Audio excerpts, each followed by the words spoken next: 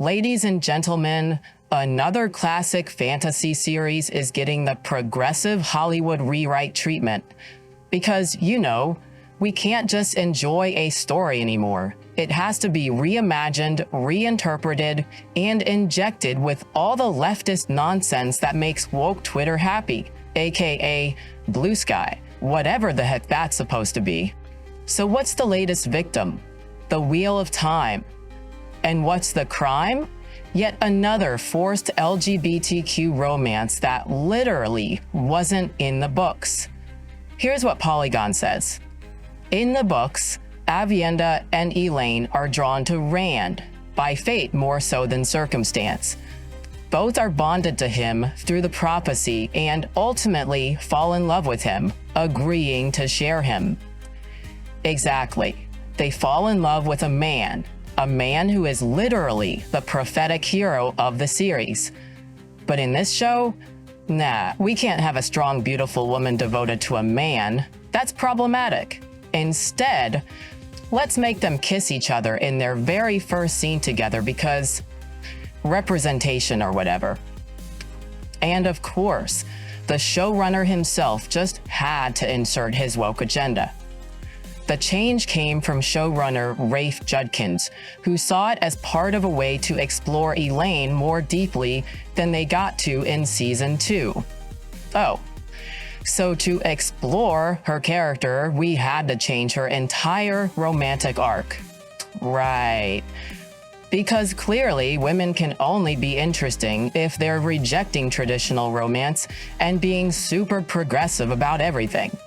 And don't even get me started on how they keep downplaying Rand's role in all of this. For as much as the show futzed with gender norms in its first season, Rand is still the prophetic dragon reborn at the end of it all. Oh, so they tried to mess with gender norms, but they just couldn't erase Rand completely, huh? Give it time. By season 4, they'll have him questioning his gender identity, calling himself the non-binary reborn. And of course, the actresses are so proud of this change. I think the writers were keen, and we were keen, to establish the through line of what this relationship is, independently of Rand. That's Hollywood speak for, we hated the idea of women being devoted to a man, so we made it all about them instead. Because in woke fantasy, men are just props. And strong women means rejecting traditional romance. At this point, I'm convinced these showrunners don't actually like the stories they adapt. They just see them as vehicles for their agenda. They don't care about the fans. They don't care about the original vision, and they definitely don't care about staying true to the books. But don't worry, guys. If you're sick of this nonsense, there's a simple solution. Stop watching.